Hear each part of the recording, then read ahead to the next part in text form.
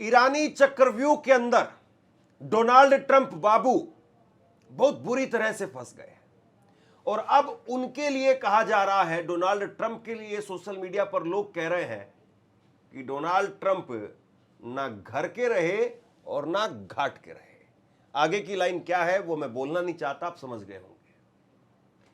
America की इज्जत का नहीं बल्कि अमेरिका की हेकड़ी का कैसे ईरान ने फालूदा बना दिया, ये पूरी दुनिया ने देख लिया। पूरी दुनिया ने देखा कि अमेरिका की जो हेकड़ी, अमेरिका की जो सुप्रीमेसी थी, हिजमनी थी, उसको खत्म कर दिया और बहुत बुरी तरह से जो है अमेरिका बैकफुट पर चला गया।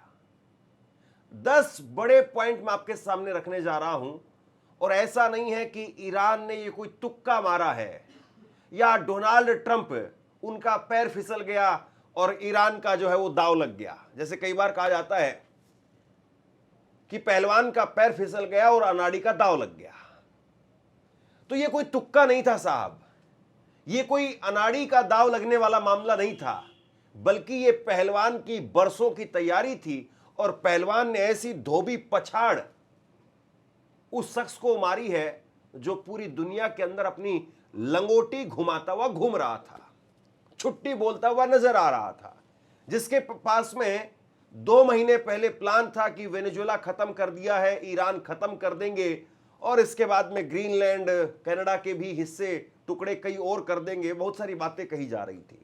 10 बड़े पॉइंट आप देखिए, इनके जरिए आपको समझ में आ जाएगा कि अनाड़ी का दांव नहीं लगा है बल्कि पहलवान का दांव लगा है। पहलवान की तैयारी थी और अनाड़ी ने हर तरीके से हर टटपूंजिए दांव वो अपना लिए, लगा लिए, लेकिन उसके बावजूद पहलवान ने बड़ी शिद्दत के साथ में, बड़ी नैतिकता के साथ में और बड़े ही सलीके के साथ में उस अनाड़ी को ऐसा पछाड़ पछाड़ करके मारा कि अनाड़ी वो अपनी जान की भीख मांगते हुए भाग गया है। हालांकि ये कहना कि अभी इस युद्ध का एंड पॉइंट आ गया है, ये बहुत जल्दबाजी होगा और अभी भी इस युद्ध में काफी कुछ बचा हुआ है, जो आखिरी की टेल होती है वो बची हुई है, लेकिन फिर भी ये युद्ध काफी हद तक निर्णायक मोड़ पर है और ईरान की पूरी तरह से पकड़ में है। सबसे पहले सबसे बड़ा पॉइंट जो इस वक्त में, जिसकी वजह से डोनाल्ड ट्रंप अनिश्चित काल के लिए सीज फायर करने के लिए तैयार हो गए, और वो है ईरान की मिसाइलें। कहा यह जा रहा है कि CIA ने डोनाल्ड ट्रंप को ब्रीफ किया और बहुत डिटेल में समझाया कि अभी भी ईरान के पास में 40% से ज्यादा मिसाइलें हैं। हालांकि कुछ रिपोर्ट्स में तो 60-70% का हवाला भी दिया जा रहा है, लेकिन CIA ने यह कहा कि कम से कम उनके पास में 40% मिसाइल, ड्रोन अभी भी बचे हुए हैं। यानी अमेरिका का पहले से आप यूं कहिए कि जो जखीरा था या इंटरसेप्टर थे वो खत्म हो गए थे, और जो third system, air defence system अमेरिकी बेस पर लगे हुए थे जो अंधे कर दिए गए, वो तो अलग है। उस सब के बावजूद 40% मिसाइलें, ड्रोन्स वो अभी भी ईरान के पास थे और इसीलिए ईरान इस युद्ध में जीत के कगार पर, या डोनाल्ड ट्रंप वो सीज फायर के लिए तैयार हुए। बड़ा पॉइंट। दूसरा पॉइंट ईरान ने साफ बता दिया, समझा दिया, बिल्कुल दिमाग के अंदर ये बात बैठा दी कि बंदूक की नोक के ऊपर, कनपट्टी पर बंदूक रख करके तुम हमसे सीज फायर नहीं करवा पाओगे। ये दूसरा पॉइंट जिसके जरिए डोनाल्ड ट्रंप को बता दिया गया, समझा दिया गया। तीसरा पॉइंट, डोनाल्ड ट्रंप को यह भी बता दिया गया कि भैया तुम ऊपर बैठो आसमान में, शिखर पर, सिंहासन पर, और हमें समझो पाताल में कीड़े मकोड़े की तरह से हमें एक छोटा सा स्टूल दो और उस पर बैठा करके तुम कहो कि अब इस स्टूल पर चौकड़ी मार करके बैठ जाओ और फिर उसके बाद में बातचीत होगी। इसको भी ईरान ने साफ तौर पर इनकार कर दिया। बातचीत होगी तो बराबरी की होगी, सम्मान के साथ होगी, इज्जत के साथ होगी, वरना जाइए तेल लेने के लिए। यह भी ईरान ने साफ कर दिया। इसके बाद में चौथा बड़ा पॉइंट, और वो था बिल्कुल आखिरी में आकर के ईरान को निचोड़ करके देख लिया अमेरिका ने, और वो ये है, कल कहा जा रहा है कि जेडी वेंस जब वो अमेरिका से निकलने वाले थे पाकिस्तान के लिए, आखिरी मौके तक, आखिरी क्षण तक वो इंतजार करते रहे। एयरपोर्ट पर उनका जहाज वो तैयार था, लेकिन ईरान की तरफ से जरा भी सिग्नल नहीं दिए गए। पाकिस्तान ने बाकायदा ईरानी एम्बेसी के अंदर जाकर के बातचीत करने की कोशिश की, लेकिन जेडी वेंस के चलने से पहले कोई सिग्नल नहीं मिला। अब आखिरी में बात यह हो गई थी कि जेडी वेंस अगर पाकिस्तान चले गए, वहां पर ईरान नहीं आया, तो फिर तो यह नाक कटने वाली हालत हो जाएगी, नाक कट जाएगी अमेरिका की। और इसीलिए फिर आखिरी में यह कहा गया कि साहब जाना ही कैंसिल कर देते हैं, वरना वहां से खाली हाथ वापस लौटना बहुत भारी काम हो जाएगा और अमेरिका के लिए एक तरीके से फिर करो या मरो वाली स्थिति पैदा हो जाएगी। इसके बाद में पांचवा बड़ा पॉइंट, और वो था आसिम मुनीर। आसिम मुनीर 3 दिनों तक ईरान में रहे, ट्रंप के नुमाइंदे बन करके गए। बहुत सारी बातें हुई, बहुत कुछ लिखा गया, बहुत कुछ कहा गया, लेकिन आसिम मुनीर ईरान का विश्वास नहीं जीत पाए। आसिम मुनीर वो ईरान को यह भरोसा नहीं दिलवा पाए कि वो अमेरिका को संभाल लेंगे, या अमेरिका जो कहा जा रहा है उस पर विश्वास किया जा सकता है, या अमेरिका जो कह रहा है उस बात पर टिका रहेगा। आसिम मुनीर को लेकर के ईरान के दिमाग में यह बात बहुत साफ थी कि आसिम मुनीर हमसे ज्यादा इस वक्त में अमेरिका के क्लोज हैं, ट्रंप के क्लोज हैं, और आसिम मुनीर या पाकिस्तान या शहबाज शरीफ वो इस बात को समझते हैं कि अगर ये सीज फायर करवाने में पाकिस्तान कामयाब हुआ तो ट्रंप ना जाने क्या दे देगा। ईरान से उनको उम्मीद नहीं थी, इसलिए ईरान को इनसे भी उम्मीद नहीं थी। ईरान इस बात को बिल्कुल क्लियर समझ रहा था कि आसिम मुनीर यहां पर आ रहे हैं तो अपने फायदे के लिए आ रहे हैं, हमारे फायदे के लिए नहीं आ रहे हैं। और आसिम मुनीर एक बार किसी ब्रोकर के तहत या प्रॉपर्टी डीलर के तहत, किसी बिचौलिए के तहत मकान बेच करके निकल जाएंगे, फिर उसमें से टपका आ रहा है, उसकी टोटी काम नहीं कर रही है, पानी नहीं आ रहा है, या पड़ोसी खराब है, या सामने की जो सड़क है, कुछ भी आप कह लीजिए, वो होगा तो फिर वो आपको भुगतना है। डीलर फिर बाद में मुड़ करके वापस देखने वाला नहीं है।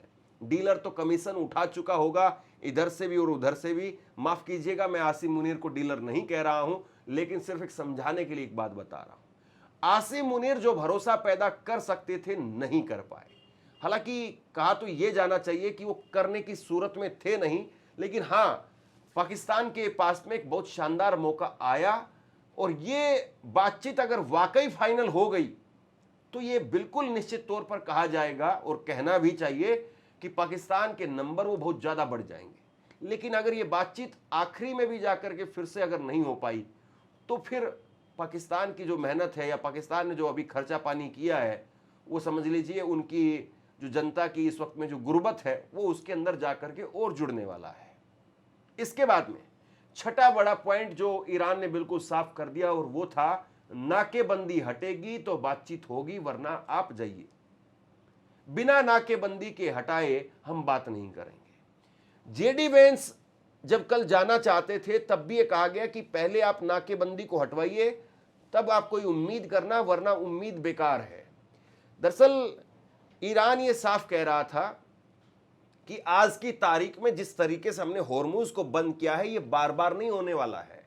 ऐसा नहीं कि आज अमेरिका वो किसी तरीके से विश्वास उस पर कर ले हम लोग, उसके बाद में अमेरिका वो डील कर ले, और उसके बाद में होर्मुज को हम खोल दें, और कल को अमेरिका फिर डील ना माने, और उसके बाद में हमें होर्मुज फिर से बंद करना पड़े। तो ये होर्मुज ऐसा नहीं कि कोई आपके घर का फाटक है जिसको आप जब चाहेंगे गिरा देंगे, जब चाहेंगे उठा देंगे। होर्मुज को बंद करने के लिए बड़ी रणनीति की जरूरत होती है, जिस तरीके से माइंस बिछाई गई है उसकी जरूरत होती है, और रोजाना दुनिया भी ईरान का पक्ष नहीं लेगी, जिस तरीके से आज दुनिया ईरान के साथ में होर्मुज के मसले पर खड़ी हुई है। तो इसलिए ईरान कह रहा है कि होर्मुज पर ये जो नाकेबंदी है, इस पर परमानेंट सॉल्यूशन चाहिए। ऐसा नहीं कि 1 घंटे के लिए खोल देंगे, 2 घंटे के लिए बंद करेंगे, कल फिर बंद कर देंगे। नाकेबंदी के बावजूद रिपोर्ट यह है कि 34 जहाज ईरान के वो होर्मुज को पार करके अमेरिका की नाकेबंदी को पार करके आगे चले गए। तो बड़ी कोई कामयाबी नाकेबंदी में वैसे अमेरिका को मिल नहीं रही थी, लेकिन ईरान फिर भी कह रहा था कि बिल्कुल फ्री किया जाए इस रास्ते को। ये ऐसा नहीं होगा कि आप नाकेबंदी रखेंगे और हम वहां पर जाकर के बैठेंगे। इसके बाद में एक बड़ा पॉइंट जो निकल करके सामने आया, जिसका जिक्र किया जा रहा है, 7वां बड़ा पॉइंट, और वो था 6 घंटे तक जहाज का पीछा करना। कल मैंने आपको एक खबर दिखाई थी जिसके अंदर यह कहा गया कि चाइना से आ रहे एक जहाज का 6 घंटे तक अमेरिका ने पीछा किया और अमेरिका ने उसके बाद में उस पर कब्जा कर लिया। अभी भी जब मैं खबर ये कर रहा हूं तो अभी तक उस जहाज पर अमेरिका की नेवी का कब्जा है, लेकिन 6 घंटे तक आखिरकार पीछा क्यों किया, यह सबसे बड़ा सवाल है। दो बातें यहां पर समझिए। जहाज की जो स्पीड होती है, जो मालवाहक जहाज होता है, कंटेनर शिप होता है, उसकी जो स्पीड होती है, उसकी स्पीड 15 से 20 नोट प्रति आवर होती है। 15 to 20 नोट्स पर आवर उसकी स्पीड होती है। और जो अमेरिका के पास में बोट्स हैं, मरीन बोट्स हैं, उनकी स्पीड ज्यादा होती है। इसको एक उदाहरण के जरिए मैं आपको बताता हूं। जैसे कोई भारी भरकम ट्रक सड़क पर जाता है तो उसकी स्पीड क्या होती है? उसकी स्पीड होती है 70-80 किलोमीटर। ज्यादा से ज्यादा उसकी स्पीड अगर होगी तो 100 किलोमीटर प्रति घंटे की रफ्तार से, बहुत शानदार अगर कोई सड़क होगी तो उस पर वो चलता है। और अगर सड़क खराब है, छोटी सड़क है, तो 50-60 की स्पीड से ऊपर ट्रक नहीं चलता है। और अगर 50-60-70 की स्पीड से अगर कोई ट्रक जा रहा है, या 100 किलोमीटर की स्पीड से कोई ट्रक अगर जा रहा है, तो क्या पुलिस की गाड़ी उसको पकड़ नहीं सकती है? क्या पुलिस की गाड़ी को पकड़ने के लिए 6 घंटे लगेंगे? बिल्कुल नहीं साहब। पुलिस की गाड़ी उसको 1 घंटे के अंदर अंदर, अगर वो बहुत आगे जा चुका है तब, वरना पुलिस की गाड़ी उसको 15-20 मिनट में, आधे घंटे में कैप्चर कर लेती है। बिल्कुल सेम काम यही, जब 6 घंटे की जब उसका पीछा किया जा रहा था, वहां पर भी सेम काम यही था। अगर अमेरिकी नेवी चाहती तो उसको आधे घंटे के अंदर अंदर उस पर जाकर के, अमेरिकी नेवी के पास में हेलीकॉप्टर्स भी थे और हेलीकॉप्टर्स के जरिए ही बाद में जो है उस पर कब्जा किया गया। वो तस्वीरें भी अमेरिका ने खुद ही जारी की थी। तो जब अमेरिका के पास में सब कुछ था तो 6 घंटे का समय क्यों लिया गया? दरअसल 6 घंटे का समय नहीं लिया जा रहा था, वो ईरान को उकसा रहे थे, ईरान को खुजली कर रहे थे कि ईरान उठे और ईरान उठ करके फिर उसके बाद में अमेरिकी नेवी के ऊपर हमला करे, और अमेरिकी नेवी यानी अमेरिका, डोनाल्ड ट्रंप, उनको फिर पलट करके हमला करने का कोई मौका मिल जाए और उसके बाद में डोनाल्ड ट्रंप यहां से किसी तरीके से अपनी कोई जीत का रास्ता बनाते हुए आगे चले जाए। लेकिन ईरान ने संयम, शांति, धैर्य से काम लिया, सब्र से काम लिया, और सब्र जो है उसके काम आया। 6 घंटे उन्होंने कब पीछा किया, लेकिन कब्जा करने के अलावा वो कुछ कर नहीं पाए। एक बड़ा पॉइंट, जो अमेरिका युद्ध को अपने तरफ मोड़ना चाहता था, वहां पर भी ईरान ने उसको मौका नहीं दिया। इसके बाद में 8वां बड़ा पॉइंट, ट्रंप का लहजा और ट्रंप की हल्की रणनीति। इस युद्ध का कोई ब्लूप्रिंट नहीं होना, यह सबसे बड़ा इस युद्ध के अंदर अमेरिका के लिए डिसएडवांटेज साबित हुआ और ईरान के लिए एडवांटेज साबित हुआ। डोनाल्ड ट्रंप जिस तरीके का लहजा दिखा रहे थे, जिस तरीके से बात कर रहे थे, दुनिया भर के एक्सपर्ट्स ने कहा, दुनिया भर के लोगों ने कहा, डिप्लोमेट्स ने कहा।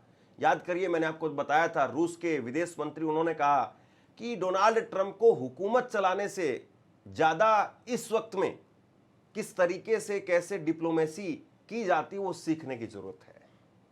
ये रूस के विदेश मंत्री ने कहा था। यानी पूरी दुनिया कह रही थी कि भैया अपना ये जो तरीका है, ये एटीट्यूड है, इसको बदलिए। अगर इसको नहीं बदलोगे तो फिर तुम बदल दिए जाओगे। और बड़ा जो उनके पास में, चलिए लहजा भी सब कुछ हो जाता, लेकिन कोई ब्लूप्रिंट अगर होता, लेकिन इनके पास में ब्लूप्रिंट नहीं था। ये लड़ रहे थे और ये सोच करके लड़ रहे थे कि हम तो सिर्फ और सिर्फ भैया इनको 2 दिन के अंदर, 4 दिन के अंदर खत्म करके आ जाएंगे, लेकिन वो आखिरकार होता हुआ दिखाई नहीं दिया। और बिना ब्लूप्रिंट के ये युद्ध में गए और आखिरकार जो हुआ वो आपके सामने है। 9वां बड़ा पॉइंट वो है आवाम का समर्थन और आवाम का विद्रोह। एक तरफ ईरान के पास में उसकी आवाम का अटूट विश्वास भी था, अटूट समर्थन भी था। ईरानी आवाम लगातार यह युद्ध चला तब तक और आज की तारीख तक भी सड़कों पर रही, रोजाना मिसाइलें बरसती रही, गोले गिरते रहे, लेकिन अल्लाहू अकबर के नारे वो लगते रहे, लब्बैक या खामेनेई वो नारे लगते रहे। और ईरान की आवाम वो दुबक करके बंकरों के अंदर या फिर अपने घरों में जाकर के नहीं छिपी। और दूसरी तरफ अमेरिका के अंदर 80 से 90 लाख लोग सड़कों पर आ गए, पूरा विपक्ष खिलाफ हो गया। ये आवाम का समर्थन और आवाम का एक तरीके से विद्रोह, वो भी डोनाल्ड ट्रंप के लिए इस युद्ध में एक तरीके से आप यूं कहिए कि एक बहुत बड़ा झटका साबित हुआ। और 10वां बड़ा पॉइंट, डोनाल्ड ट्रंप शुरुआत में सीज फायर या शुरुआत में जो समझौता करना चाहते थे उसमें 2 पॉइंट थे। वो था कि मिसाइली प्रोग्राम को आप बंद कर देंगे और उसके साथ साथ आपका जो यूरेनियम है वो आप हमें दे देंगे। लेकिन युद्ध अब यहां तक आते आते वो बदल गया और वो हो गया अब होर्मुज और उसके साथ साथ सैंक्शन का मामला। अब ईरान ने साफ कह दिया कि आप होर्मुज को पूरी तरह से खोलेंगे भी, होर्मुज पर पूरी तरह से हमारा अधिकार रहेगा भी, और उसके साथ साथ यह भी कह दिया कि साहब आप हमारे ऊपर जो पिछले 40 साल से सैंक्शंस लगा रहे हैं उनको भी आप हटाएंगे और हमारी जो संपत्ति फ्रीज है उसको भी आप खोलेंगे। कुल मिलाकर के एक सधे हुए तरीके से, सुलझे हुए तरीके से रणनीतिक तौर पर ईरान ने युद्ध लड़ा और उस युद्ध के अंदर निर्णायक तौर पर ईरान की बहुत बड़ी बढ़त वो दिखाई दे रही है, इसमें कोई दो राय नहीं है। बाकी आप क्या सोचते हैं नीचे कमेंट सेक्शन में मुझे लिख करके जरूर बताइए। इस वीडियो को लाइक कीजिए, चैनल को सब्सक्राइब कीजिए और अगर आपको मेरा काम पसंद आता है तो थैंक्स बटन का प्रयोग करके आर्थिक तौर पर मुझे मदद जरूर करिए। शुक्रिया, थैंक यू। आपसे कुछ कहना चाहता हूं।